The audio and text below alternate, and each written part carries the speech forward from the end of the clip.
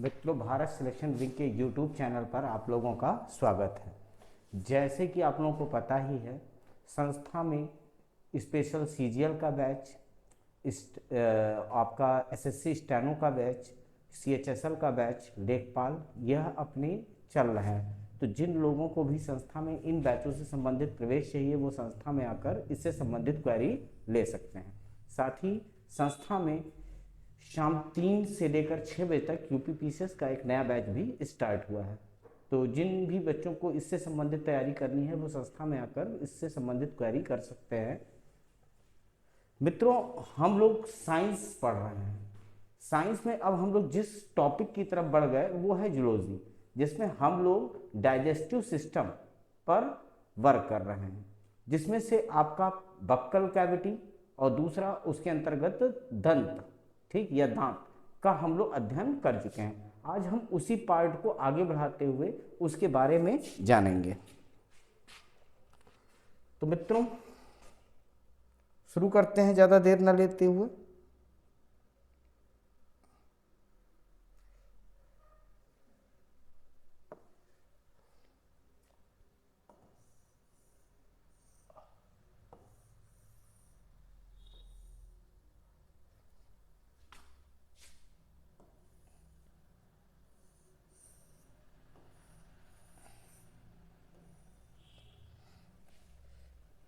जैसा कि आप लोगों को पहले ही बताया जा चुका है, ये आपकी नासल कैविटी है,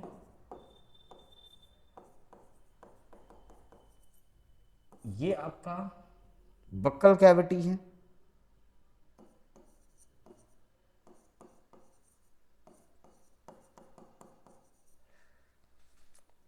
उसके बाद हम लोग जिस संरचना को देखेंगे यहाँ पर और यहाँ पर, ठीक, तो यहाँ पर जो संरचना हम लोग देखेंगे ये होगा आपका गुलेट। यहाँ पर जो संरचना देखेंगे वो होगा आपका ग्लॉटिस, ठीक, ये रहा आपका स्टमक।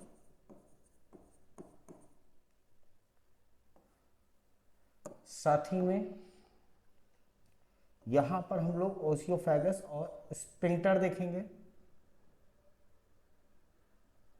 या स्फिनर, स्फिनर, और साथ ही में हम लोग यहां पर देखेंगे ओसियोफेगस।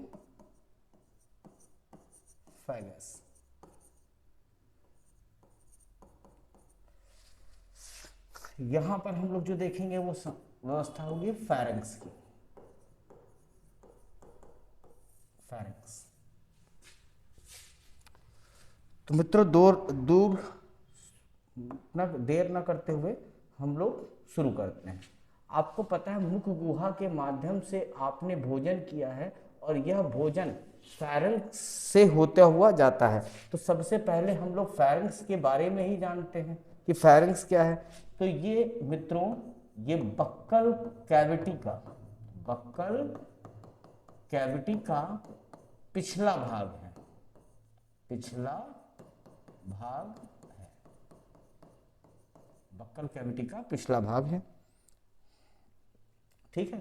फेरेंक्स जो है ये भोजन निगलने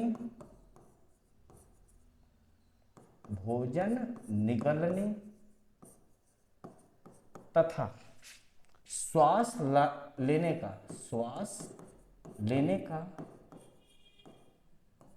का एक मार्ग है।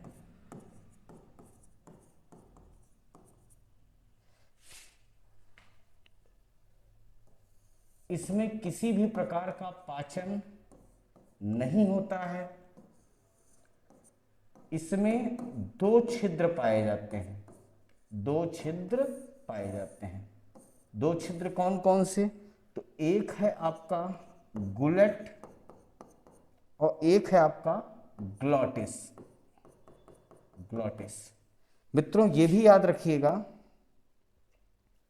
कि इसी ग्लॉटिस पर एक मांसल संरचना पाई जाती है, ठीक है, जो कहलाती है आपकी एपिग्लॉटिस।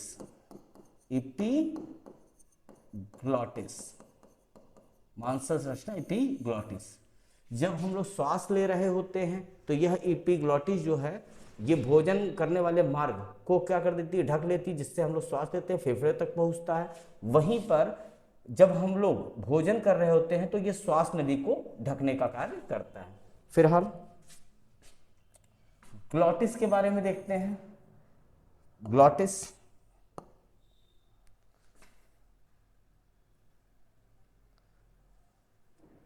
ग्लॉटिस जो है ये आगे की ओर एक चपटी रचना है, एक चपटी रचना है।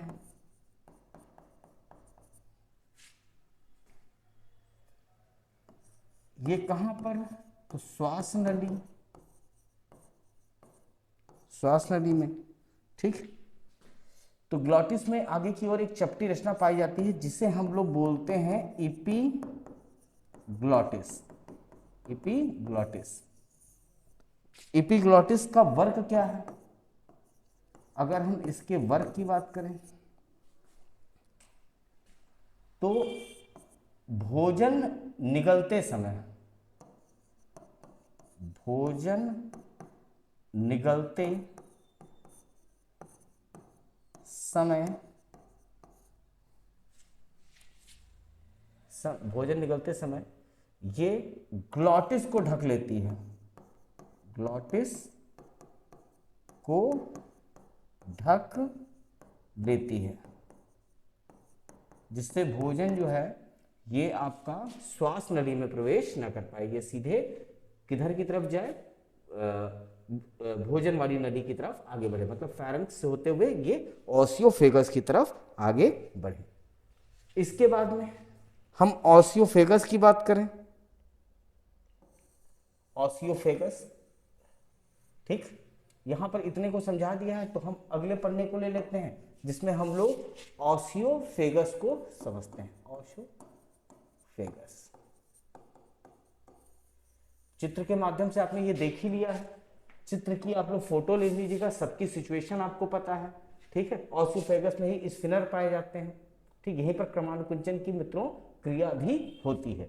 एक एक चीज को आप बेहतर तरीके से देखिए, समझिए कौन सी संरचना कहां पर पाई जा रही है।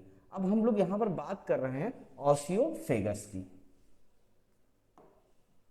ओसियोफेगस पर आते हैं तो मित्रों सबसे पहले जान लीजिए यहां पर भी पाचन नहीं होता है, ठीक। ओसियोफेगस में भोजन को बोलस कहा जाने लगता है, बोलस कहा जाता है, बोलस कहा जाता है। ओसियोफेगस पर ही एक संरचना स्फिनर पाई जाती है, स्फिनर, स्फिनर पाई जाती है।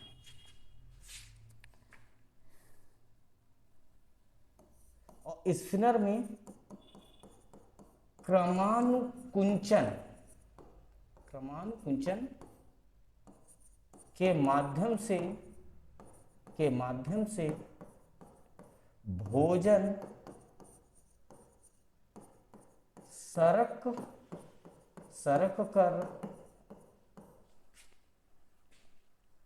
नीचे जाता है, सरक कर नीचे जाता है, नीचे जाता है,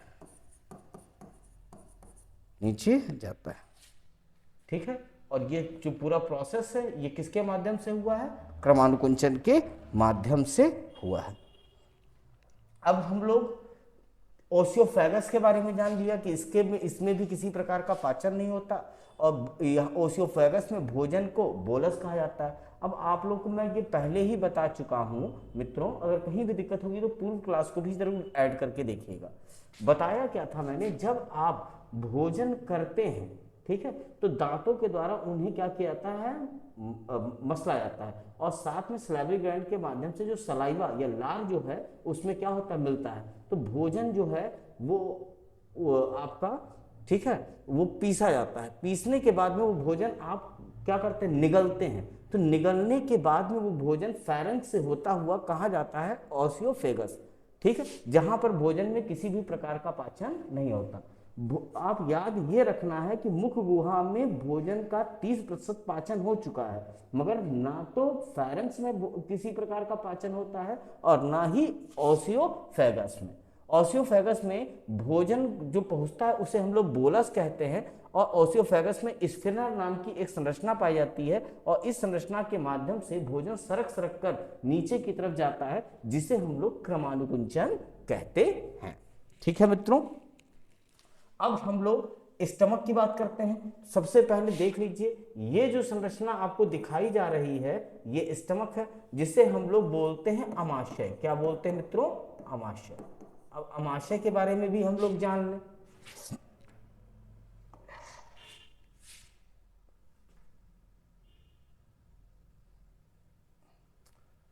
और जानने से पहले स्फिनर का वर्क भी जान लें। इसका वर्क क्या है, इसका वर्क क्या है, उसके पहले इसकी सिचुएशन जान लें, ये कहां पर स्थित है। ठीक है, तो स्फिनर जो है ये ओसियोफेगस, ओसियोफेगस तथा अमाशय के बीच स्थित रहता है, बीच स्थित रहता है। और इसका वर्क क्या है, ये फूड को या भोजन को वापस फेरेंक्स में, फेरेंक्स में जाने से रोकता है। अब कई लोगों का प्रश्न होगा, सर ये फेरेंक्स फेरेंक्स बता रहे हैं, ये है क्या चीज। तो फेरेंक्स को हम लोग ग्रास नली बोलते हैं, ग्रास नली कहते हैं। ठीक है मित्रों, अब हम लोग आगे बढ़ते हैं। उसके पहले आप इसका भी एक स्क्रीनशॉट ले लें, जिससे आपको पढ़ने में आसानी रहे। ध्यान मेरा इसी तरफ है कि आपकी साइंस इतनी बेहतर की जा सके कि आने वाले एक एक प्रश्न आपसे आसानी से हो जाए। ठीक है मित्रों, चलिए आगे बढ़ते हैं स्टमक की तरफ। अब हम लोग पढ़ने जा रहे हैं अमाशय। अमाशय, अमाशय के बारे में देखिए। वक्ष गुहा के बाईं तरफ, वक्ष गुहा के बाईं तरफ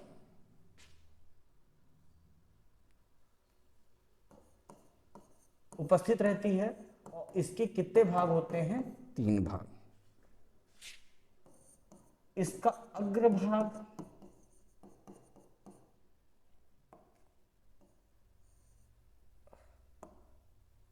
अग्रभाग, मध्य भाग और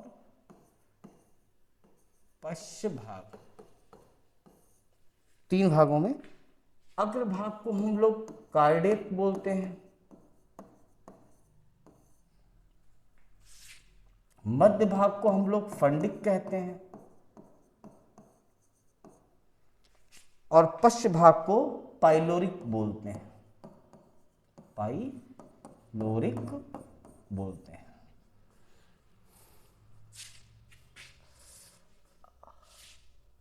अमाशय के भीतर, अमाशय के या अमाशय की भीतरी दीवार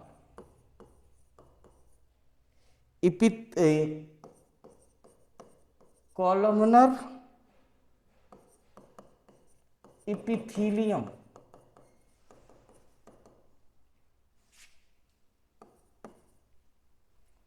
की बनी होती है,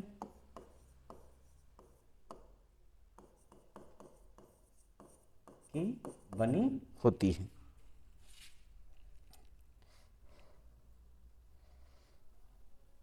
यहीं पर आपकी कॉर्निक एपिथेलियम के बीच जठर ग्रंथियां पाई जाती हैं, जठर ग्रंथियां पाई जाती हैं, जिसमें 3 प्रकार के सेल्स होते हैं, 3 प्रकार के सेल्स होते हैं। पहला है आपका म्यूकस सेल, जिसे हम लोग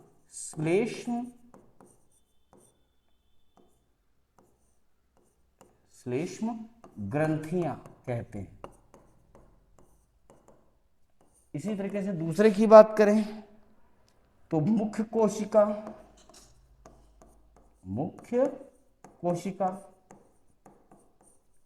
अगर हम तीसरे की बात करें तो होती है भित्तीय कोशिका, भित्तीय कोशिका। मुख्य कोशिका को हम लोग जाइमोगन सेल या चीफ ऑफ पेप्टिक बोलते हैं, चीफ ऑफ पेप्टिक। भित्तीय कोशिकाओं को हम लोग ऑक्सीटिक, ऑक्जेंटिक या पेरिटियल या पेरिटल सेल बोलते हैं। श्लेष्म ग्रंथियों से म्यूकस का स्राव होता है, जबकि मुख्य कोशिका से पेप्सिनोजन तथा प्रोरेनिन, प्रोरेनिन का स्राव होता है। वहीं पर ऑक्जेनेटिक या पेरिटल से आपका HCl का स्राव होता है, HCl का स्राव होता है, स्राव होता है। ठीक मित्रों,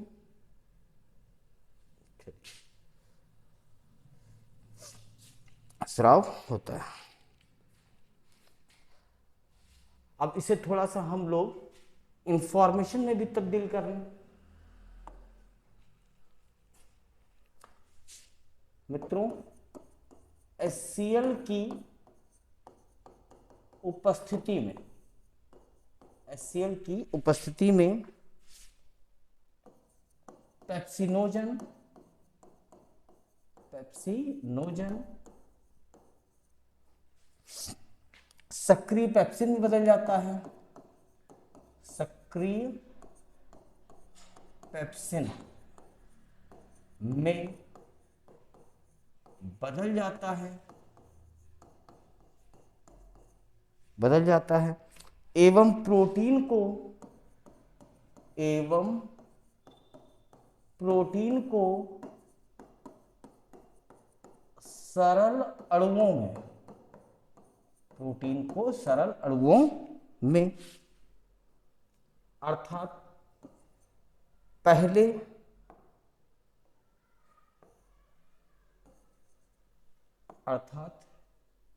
प्रोटियोज, पहले प्रोटियोज, फिर पेप्टोन्स, फिर पेप्टोन्स में तोड़ देता है, तोड़ देता है। मित्रों, ये वाला जो पॉइंट मैंने आपको लिखाया है, इस बार यूपी पीसीएस में भी इसका क्वेश्चन आया था। ठीक है, कि पेप्सिन जो है अमाशय में पाया जाता है, वो प्रोटीन को क्या करता है, तो तोड़ देता है। ठीक है, तो ये आपका थोड़ा सा इंपॉर्टेंट है। ठीक है, अन्य भी आए थे मगर वो सब नहीं थे। ठीक, उनका कार्य अलग अलग है। ठीक, अब देखिएगा HCl की उपस्थिति में HCl की उपस्थिति में निष्क्रिय प्रोरेनिन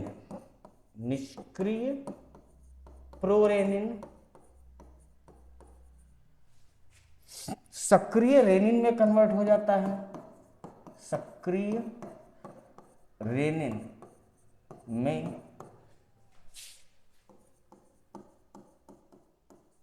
कन्वर्ट हो जाता है।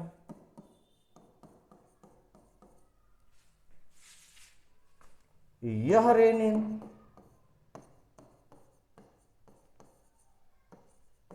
दूध में पाए जाने वाले प्रोटीन को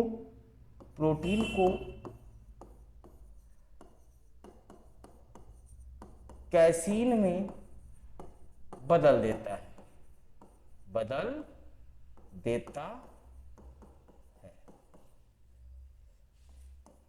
तो मित्रों थोड़ा सा चीजें तैयार रखिएगा। ये जो पॉइंट्स आपके मैं यहाँ पर लिख रहा हूँ ये आपके बहुत इंपॉर्टेंट पॉइंट हैं, ठीक। इसी के बाद में म्यूकस, ठीक, जठर रस के या गैस्ट्रिक जूस के अम्लीय प्रभाव को कम कर देता है, अम्लीय प्रभाव को कम कर देता है।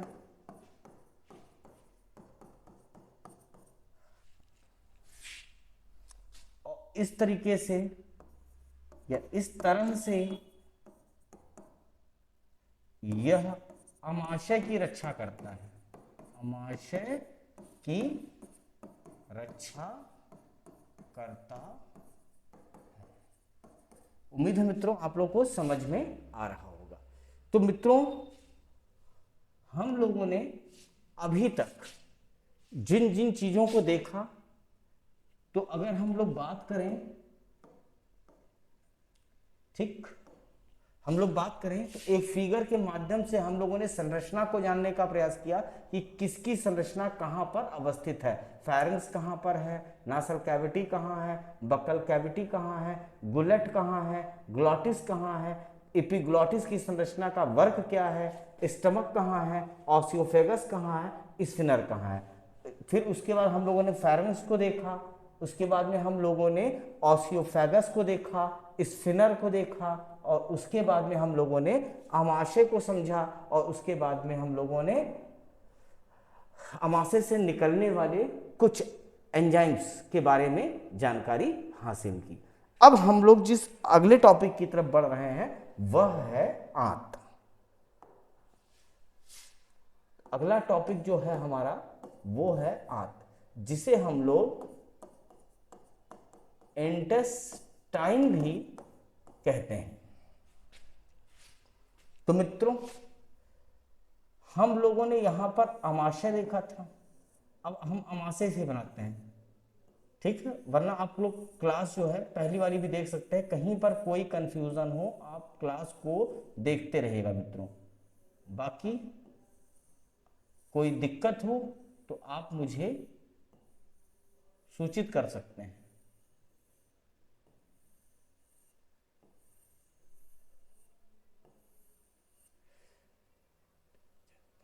ठीक ठीक।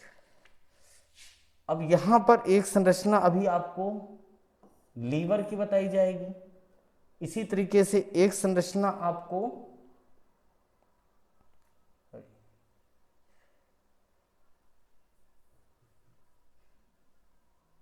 यहां पर एक संरचना आपको लीवर की दिखाई जाएगी, यहां पर एक संरचना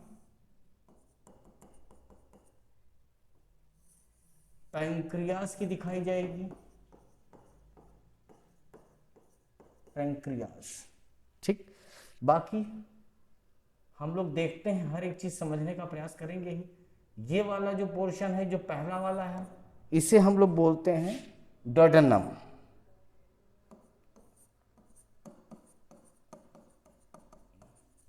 ठीक। दूसरी संरचना हम लोग आते हैं, इसे हम लोग बोलते हैं जेजुनम। तीसरी संरचना पे आते हैं, इसे हम लोग बोलते हैं इलम। इलम। ठीक, चौथी संरचना, इसे हम लोग बोलते हैं सीकम। इसके बाद अगली संरचना हमारी है कोलम। इसके बाद जो संरचना आप लोग देख रहे हैं, इसे हम लोग बोलते हैं रेक्टम। रेक्टम। ठीक है, यहां पर जो एक संरचना आप लोग देखेंगे, ज्यादा कठिन ना हो जाए तो यहां पर एक संरचना पाई जाए, इसे हम लोग पाइलोरिक वॉल्व कहते हैं। पाइलोरिक वॉल्व कहते हैं। ठीक, इसके बाद में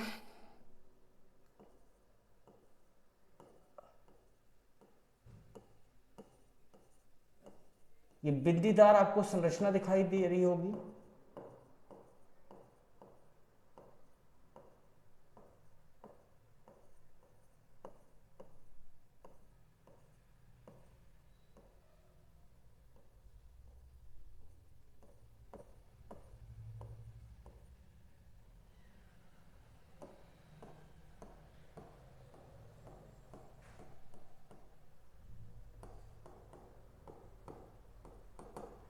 इस संरचना को हम लोग बोलते हैं विली विली। Willie Willie. ठीक मित्रों,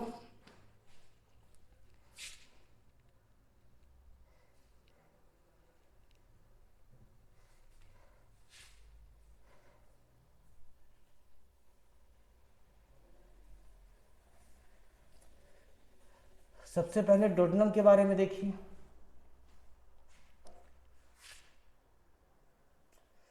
डोडनम में बाइल डक्ट तथा पैनक्रियाटिक डक्ट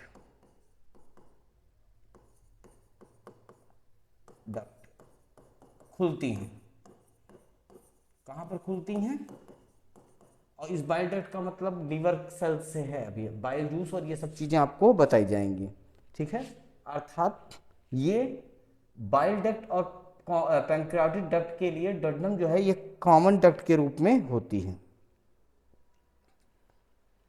ठीक,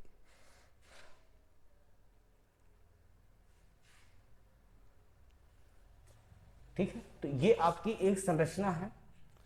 इसमें यहां से यहां तक का जो पोर्शन है, ठीक, इसे हम लोग बोलते हैं छोटी आंत। छोटी आंत या स्मॉल इंटेस्टाइन।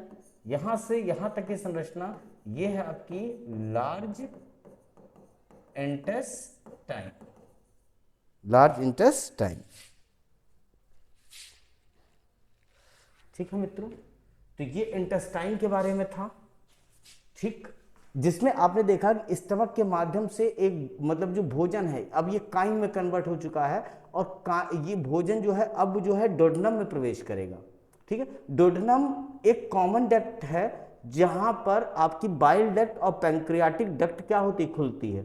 बाइल डक्ट में आपका लीवर के द्वारा जो बाइल जूस निकाला जाता है, ठीक है, जो गॉल ब्लैडर से संबंधित है, वो आकर यहाँ पर मिलता है।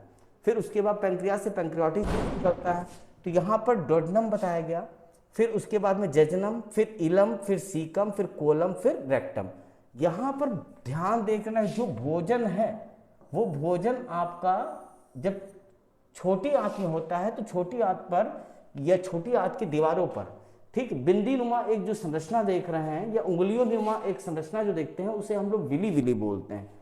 ठीक है, इनका वर्क क्या है?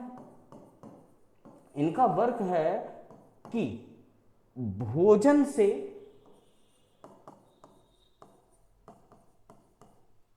विटामिन्स, ठीक, का ठीक अवशोषण करना। अवशोषण करना, विटामिन अन्य चीजों का भी अवशोषण करते हैं। और अवशोषण करते हैं तो मनुष्य के जिस भाग को जिस विटामिन या जिस पोषक तत्व की क्या होती है आवश्यकता, वो वहां तक क्या कर देते हैं, पहुंचा देते हैं। तो ये कार्य है बिलीबिली का। ठीक है, तो उसके बाद में बचा हुआ भाग जो भोजन है वो कहां पर आता है, लार्ज इंटेस्टाइन में। ठीक है, और लार्ज इंटेस्टाइन में आता है और आगे चलकर इसे रेक्टम के माध्यम से क्या कर दिया जाता है, बाहर कर दिया जाता है। तो ये था आपका इंटेस्टाइन के बारे में मामला। ठीक है, तो अब हम लोग ज्यादा समय न लेते हुए जितना हम लोगों ने पढ़ा उसे हम लोग रिवाइज करते हैं, चीजों को देखते हैं। ठीक, तो मित्रों जैसा कि हम लोगों ने कल की क्लास और आज की क्लास में, ठीक है, और परसों आज और कल की क्लास में हम लोग डाइजेस्टिव सिस्टम को समझने का प्रयास कर रहे हैं। चूंकि क्लास ये छोटी नहीं थी तो इसको हमने कई खंडों में क्या कर दिया है, बांट दिया है, जिससे आपको पढ़ने में क्या रहे सुविधा। क्योंकि हम लोग भी ये जान चुके हैं कि एक छात्र को लगातार 30 मिनट दिए जाएं तो ज़्यादा अच्छा है। हालांकि आज तो क्लास ज़्यादा ही हो गई है। देखा जाए नासल कैविटी, बक्कल कैविटी और बक्कल कैविटी, ये जो संरचना आपको दिखाई जा रही है ये कहीं ना कहीं डाइजेस्टिव सिस्टम को ही क्या कर रहे हैं, इंडिकेट कर रहे हैं। ठीक है, फेरेंक्स जिसे हम लोग ग्रास नली बोलते हैं, तो यहाँ पर बक्कल कैविटी का ये पिछला भाग है, भोजन निकलने तथा श्वास लेने का ये एकमात्र मार्ग है। ठीक, जहां और इसमें पाचन नहीं होता। इसमें कितने छिद्र पाए जाते हैं, 2 छिद्र, एक है गुलेट और एक है ग्लॉटिस। ग्लॉटिस हम लोग देख रहे हैं तो ये कहां पाया जाता है, श्वास नली में। आगे की ओर इस ग्लॉटिस में आगे की ओर एक चपटी रचना होती है जिसे एपिग्लॉटिस बोलते हैं। और इसका वर्क क्या है, भोजन निगलते समय ग्लॉटिस को क्या कर लेना, ढक लेना। ठीक, कि भोजन जो है ये श्वास नली में प्रवेश ना कर पाए। ठीक है मित्रों, आगे हम देखते हैं ओसियोफेगस। तो बताया गया इसमें पाचन नहीं होता है, और ओसियोफेगस में भोजन को हम लोग बोलस कहते हैं। ओसियोफेगस पर ही एक संरचना पाई जाती है जिसे स्फिनर बोलते हैं। ठीक है, यहाँ पर क्रमांकुंचन के माध्यम से भोजन सरक सरक कर नीचे की ओर जाता है। स्फिंक्टर के वर्क की बात करें तो ये फूड को वापस फेरेंक्स में जाने से रोकता है। फेरेंक्स को हम लोग क्या बोलते हैं, ग्रास नली। अब प्रश्न उठता है स्फिनर पाया कहाँ जाता है, तो हम बोलेंगे ओसियोफेगस और स्टमक के बीच में, जैसा कि आप चित्र के माध्यम से देख सकते हैं। आमाशय, तो बोला गया वक्ष गुहा के बाहरी तरफ ये स्थित होता है। इसमें 3 भाग होते हैं, अग्रभाग, मध्य भाग और पश्च भाग। अग्रभाग को कार्डियक, मध्य भाग को फंडिक और पश्च भाग को पाइलोरिक बोलते हैं। ठीक है, वहीं पर एक वॉल्व भी पाया जाता है, पाइलोरिक वॉल्व। ठीक है, आमाशय की भीतरी दीवार कॉलमनर एपिथेलियम की बनी होती है और इसी भीतरी दीवार के बीच में गैस्ट्रिक ग्लैंड्स या जठर ग्रंथियां पाई जाती हैं, जिसमें 3 प्रकार की सेल्स होती हैं। एक है म्यूकस सेल्स जिसमें श्लेष्म ग्रंथि कहते हैं, ये म्यूकस के स्राव करती है या म्यूकस का स्राव करती है। दूसरा है मुख्य कोशिका जिसे जाइमोगन सेल या चीफ ऑफ पेप्टिक बोलते हैं, इससे पेप्सिनोजन तथा प्रोरेनिन का स्राव होता है। किसका स्राव होता है, पेप्सिनोजन और प्रोरेनिन का। तीसरा है भित्ति कोशिका जिसे हम लोग ऑक्जेनेटिक या पेरियोटल सेल बोलते हैं, इससे एचसीएल का स्राव होता है। फिर आपको मैंने 3 पॉइंट्स बताए। एचसीएल की उपस्थिति में पेप्सिनोजन सक्रिय पेप्सिन में बदलता है एवं प्रोटीन को क्या करता है, सरल अणुओं में तोड़ देता है। पहले प्रोटीन को प्रोटियोज, फिर उसके बाद पेप्टोन्स में ये तोड़ता है। अब की बार ये क्वेश्चन आपका यूपीपीसीएस प्री में क्वेश्चन आया है मित्रों। ठीक, फिर उसके बाद में एचसीएल की उपस्थिति में निष्क्रिय प्रोरेनिन सक्रिय रेनिन में कन्वर्ट हो जाता है। यह रेनिन दूध में पाए जाने वाले प्रोटीन को किस में कन्वर्ट कर देता है, कैसीन में कन्वर्ट कर देता है। म्यूकस गैस्ट्रिक जूस के अम्लीय प्रभाव को क्या कर देता है, कम कर देता है, और कम करके ये किसकी रक्षा करने का कार्य करता है, आमाशय की। अगला पॉइंट देखें तो आपको इंटेस्टाइन के बारे में बताया गया है कि भैया आमाशय के पास में एक पाइलोरिक वाल्व होता है जो कि भोजन को आंत से वापस स्टमक में जाने से रोकने का कार्य करता है। डोडेनम के पास में ही लीवर और पैंक्रियाज जैसी संरचनाएं पाई जाती हैं। क्लियर है तो अब आपका इंटेस्टाइन के 2 भाग हैं, एक है आपका लार्ज इंटेस्टाइन, एक है स्मॉल इंटेस्टाइन। स्मॉल इंटेस्टाइन के अंतर्गत डोडेनम, जेजुनम और इलम आते हैं, जबकि लार्ज इंटेस्टाइन के अंतर्गत सीकम, कोलम और रेक्टम आते हैं। ठीक है, छोटी आंत पर विली विली नाम की संरचना पाई जाती है। ठीक है, जिसका मुख्य कार्य है कि भोजन से विटामिन और पोषक तत्वों का अवशोषण करना, ठीक है, और अवशोषण करके उन भागों तक पहुंचा देना जिस भाग को उन पोषक तत्वों की आवश्यकता होती है, ठीक है। तो मित्रों, ये क्लास आपको कैसी लगी? अगर अच्छी लगी तो इसे लाइक करिएगा और शेयर करिएगा। फिलहाल अब हम अपनी वाणी को विराम देते हैं, ठीक है। कल हम लोग सहायक पाचक ग्रंथियों का अध्ययन कर रहे होंगे, जिसमें हम लोग लीवर का, पैनक्रियाज का, ठीक है, और गाल ब्लैडर, जिसे हम लोग पित्ताशय भी बोलते हैं, उसका अध्ययन हम लोग करेंगे, ठीक है। चीज़ों को बेहतर तरीके से समझेंगे, एक बार पढ़ेंगे कि बार बार पढ़ने की टेंशन खत्म हो जाए, ठीक है। तो अब हम अपनी वाणी का विराम देते हैं। कल हम आपको नई क्लास में सहायक पाचक ग्रंथियों के बारे में बताएंगे, ठीक है मित्रों।